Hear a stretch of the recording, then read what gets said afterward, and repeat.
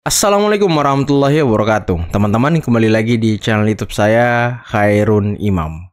Gimana nih kabar kalian? Semoga kita semua selalu diberi kesehatan, kemudahan, dan juga limpahan rezeki dari Yang Maha Kuasa, teman-teman ya.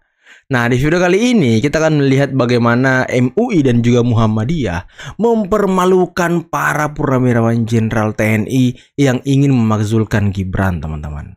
Kalau kalian ingat, kemarin di iNews, salah satu purnawirawan ini yang bernama Letnan Jenderal Purnawirawan Marinir Soeharto itu mengklaim kalau MUI dan Muhammadiyah mendukung gerakan mereka. Ternyata ini hanya framing jahat dari mereka, teman-teman. Dan dia juga kemarin yang bilang kalau katanya Pak Jokowi adalah musuh bersama. Aduh Pak, kasihan banget hidup Anda ya. Nah, selain itu teman-teman, ada video di mana Pak Jokowi juga akhirnya buka suara terkait dengan Presiden Boneka. Orang-orang, para pengamat politik yang selama ini mengatakan bahwa Pak Jokowi masih mengendalikan Pak Prabowo itu dibantah habis-habisan. Dan kemarin Pak Prabowo juga sudah membantah hal itu ketika berpidato di sidang kabinet, teman-teman. Nah, ada juga video di mana Roy Suryo yang katanya mau memeriksa jasa Pak Jokowi di Singapura dengan digital forensik. Lucu banget orang ini ya, lucu banget. Mending Anda periksa jasa Pak Jokowi di Pluto sana tuh, biar netral banget, nggak ada orang-orang sama sekali. Biar nggak ada yang mengintervensi Anda di Pluto sana. Sekalian pindah ke sana sama kawan-kawan Anda semuanya ya. Nah, terakhir ada ucapan dari ini purnawirawan juga ya, tapi ini purnawirawan yang sangat luar biasa, teman-teman. Yakni Pak Dudung Abdurrahman. Waduh, yang juga ikut mengskakmat para purnawirawan jenderal yang ingin memakzulkan Gibran, teman-teman. Oke, sebelum kita mulai videonya jangan lupa like, subscribe, dan share. Dan tanpa perlu berlama-lama lagi, mari kita mulai videonya berikut ini. Kami putar. Untuk mendengarkan suara rakyat kami putar. Bahkan saya ini terlambat karena saya diundang oleh MUI dan Muhammadiyah. MUI dan Muhammadiyah. Maksudnya? Di belakang bertemu. Membicarakan apa, Pak Soeharto? Ya? Membicarakan apa? Enggak, ya karena dia cuma mengatakan kami mendukung Pak Harto. Kami mendukung 8 poin itu. Yes. Ngeri sekali klaimnya. MUI dan Muhammadiyah. Iya. Ini bukan asal klaim nih, Pak, atau perorangan? Tidak. Secara organisasi atau perorangan? Secara organisasi. Sorry, ini agak serius, Pak. Kalau bicara soal secara organisasi, dari mana Bapak bisa mengatakan bahwa MUI dan Muhammadiyah mendukung purnawirawan TNI 8 poin usulan itu? Secara organisasi, pada waktu itu bersurat kepada mereka, oh Pak, nanti kami undang Bapak bertemu sana. Tapi kami mengundang, tapi kami mendukung 8 karena itu. Iya. Ngeri sekali klaim orang ini ya. Katanya MUI dan Muhammadiyah mendukung mereka. Waduh. Emang kalau udah umur itu suka ngelantur kali teman-teman ya. Sehubungan dengan beredarnya berita yang menyatakan bahwasanya Majelis Ulama Indonesia dan Muhammadiyah mendukung pemakzulan terhadap Saudara Gibran sebagai Wakil Presiden Republik Indonesia, maka saya merasa perlu untuk mengklarifikasi bahwasanya Majelis Ulama Indonesia dan Muhammadiyah tidak pernah menyatakan sikap dan dukungan terhadap rencana tersebut. Waduh, tidak pernah mendukung rencana tersebut. Aduh, kasihan ya. Emang kalau udah umur, aduh. Karena Majelis Ulama Indonesia dan Muhammadiyah sadar betul itu bukanlah urusannya. Majelis Ulama Indonesia dan Muhammadiyah tidak akan terlibat dalam politik praktis. Mantap, Pak. Mantap. Itu adalah urusan dari partai politik dan juga urusan dari teman-teman yang ada di DPR atau di Senayan sana. Yang menjadi concern bagi Majelis Ulama Indonesia dan Muhammadiyah adalah bagaimana caranya supaya di negeri ini tercipta rasa aman, damai, tentram, sejahtera, dan bahagia di kalangan rakyat. Nah, ini tadi Purnawirawan Soeharto ini sepertinya mau membentur-benturkan rakyat dengan ini ya, pemerintah ya, dengan membawa-bawa umat Islam dan segala macam. Makanya dia mengklaim Muhammadiyah dan MUI mendukung dia. Aduh, udahlah bangun Pak dari mimpinya Pak. Aduh, Pak Soeharto ini tadi nih ngomong. Aduh, denger nih, Bapak ini ngomong, katanya nggak ada yang mendukung. Roy Suryo kembali bikin heboh. Kali ini, Kenapa lagi dia dia usul ijazah Jokowi diuji di laboratorium Singapura. Pakar telematika itu menilai pemeriksaan ijazah di lab forensik luar negeri lebih netral dan independen. di Pluto Pernyataan sana? itu muncul setelah kuasa hukum Jokowi, Rifai Kusumanegara, siap membuka pemeriksaan forensik ijazah. Rai menyebut, laboratorium netral penting agar hasilnya bisa dipercaya semua pihak tanpa ada kecurigaan politik. Di Pluto sana atau di Mars gitu kalian periksa. Pindah aja sekalian sama kawan-kawan kalian di sana. Pindah sana, jangan di bumi tinggal ya. Orang-orang ini ya, kemarin India sudah menyerang Pakistan dan Pakistan serang balik lagi. Dan kita masih ribut soal ijazah. Ini pakar-pakar begini nih ya, kayak Roy Suryo nih, mending balik aja deh. Teliti film-film blue sana. Film-film ketelanjangan sana, kau teliti sana. Kayak dulu ya kan. Teliti jasa orang. Datang lagi dokter Tifa. Dokter kerjanya kok ngurusin ijazah. Dokter itu kan biasanya ngurusin orang sakit, edukasi kesehatan. Ini ngurusin ijazah orang. Atau gini deh, dokter Tifa, ini jadiin aja nih Roy Suryo pasien kau nih. Ia menyarankan Singapura karena dianggap lebih transparan, seperti dalam kasus-kasus kriminalitas internasional sebelumnya. Rai mengungkit kasus Jessica yang disebut ada dugaan rekayasa barang bukti di laboratorium dalam negeri.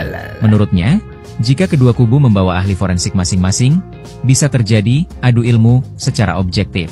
Meski begitu, Rai mengaku tetap percaya pada netralitas Polri, tetapi menyarankan pengawasan ekstra dalam prosesnya.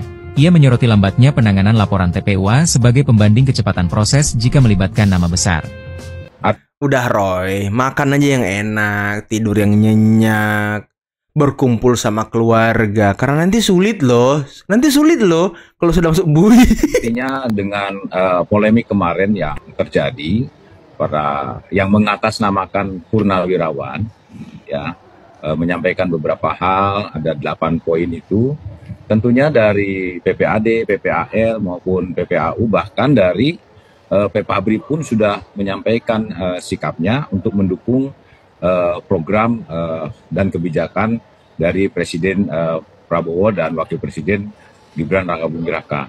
Artinya secara konstitusional kita harus dan wajib mengakui, dan penyampaian kemarin dari Ketua PLT, Ketua PPAD, artinya dengan polemik yang terjadi kemarin, itu tidak serta-merta mengatasnamakan Purnawirawan. Karena wadah Purnawirawan itu sudah jelas. Kalau 3 angkatan itu dan kepolisian itu ada di PPABRI, kemudian Angkatan Darat PPAD, Angkatan Laut PPAL, dan Udara PPAU. Tidak mengatakan seperti itu. Nah, artinya bahwa PPAD menyampaikan bahwa Pak Prabowo itu tidak sendirian. Ya, para Purnawirawan TNI Angkatan Darat tetap akan mendukung dan akan mensukseskan terus dan akan tampil dalam garda terdepan kalau misalnya ada hal-hal yang mengusik atau mengganggu situasi negara ini. Bahwa para Purnawirawan TNI Angkatan Darat pengabdian itu tidak pernah luntur. Nah, dengerin tuh Pak Soeharto. Ada nih Purnawirawan asli, organisasi resmi Purnawirawan asli yang siap menjadi benteng dari Pak Prabowo dan Mas Gibran.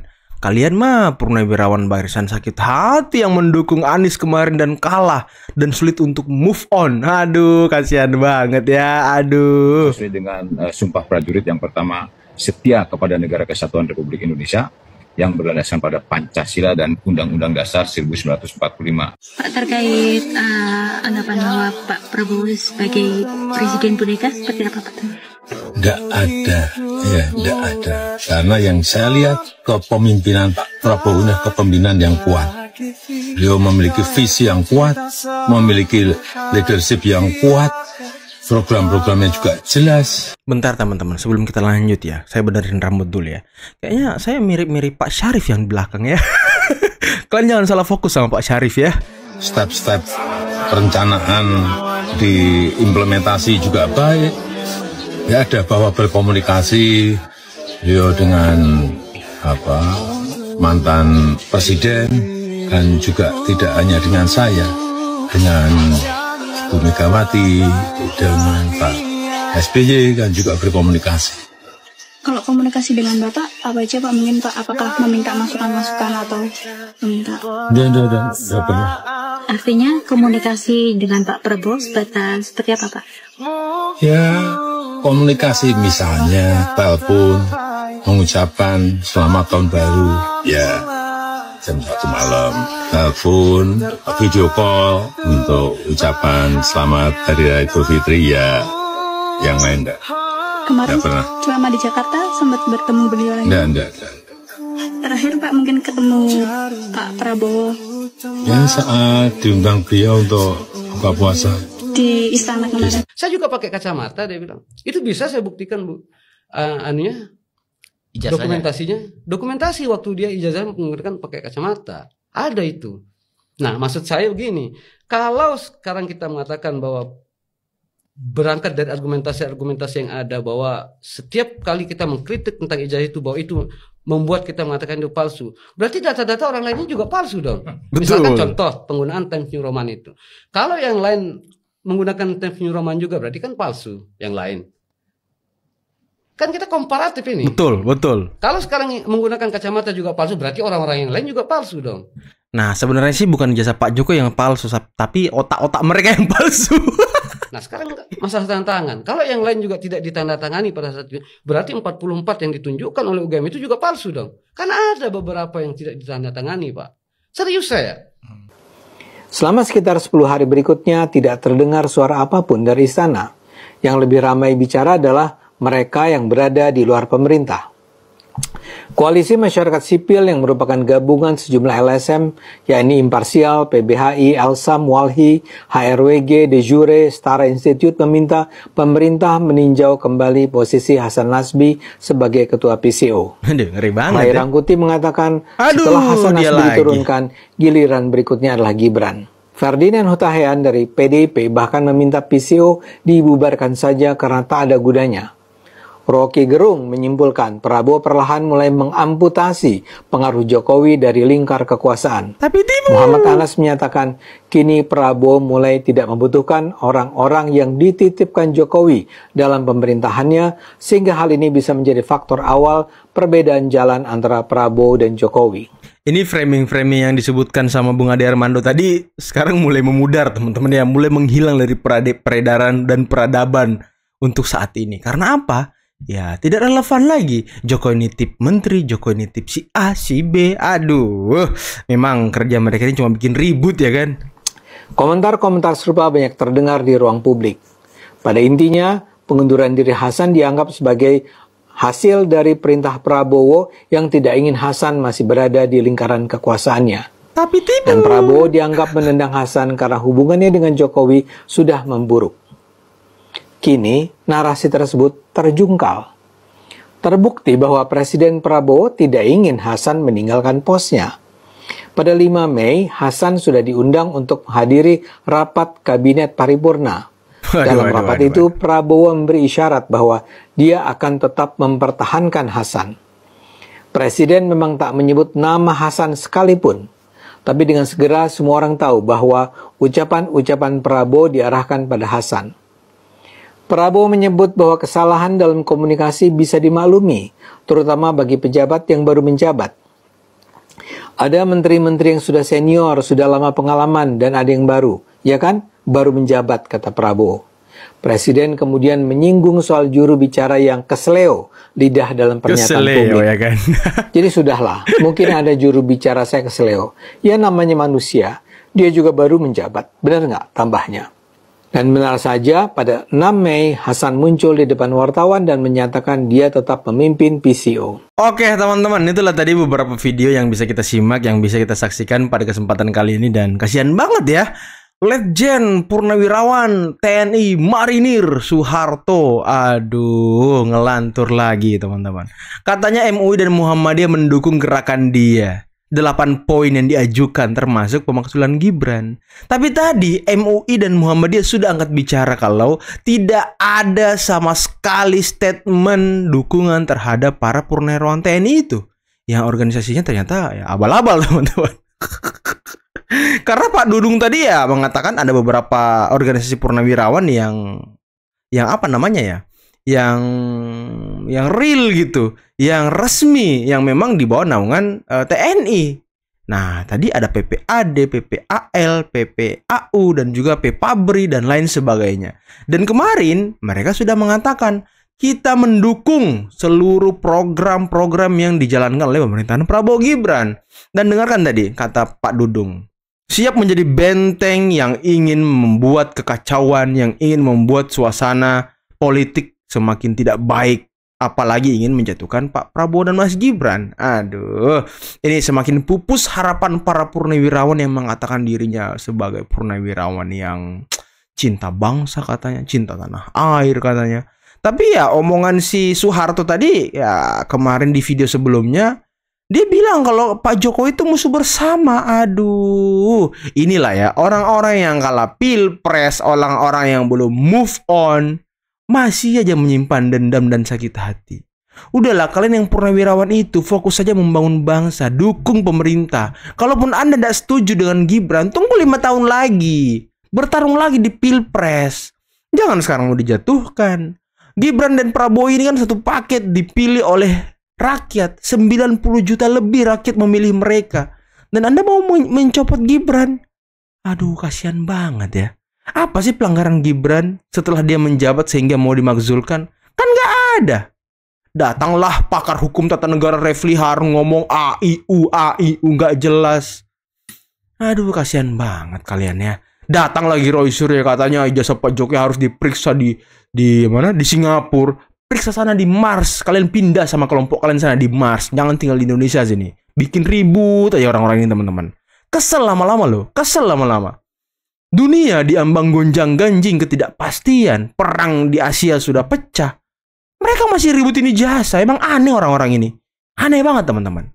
Nggak jelas gimana. Saya nggak tahu pola pikir mereka ini gimana gitu ya kan. Aduh, semoga lah cepat masuk bui. Biar tenang dikit Republik ini. Oke teman-teman, mungkin cukup sekian dulu video kali ini. Jangan lupa like, subscribe, dan share videonya. Akhir kata, billahi taufiq wal hidayah. Wassalamualaikum warahmatullahi wabarakatuh. Bye-bye.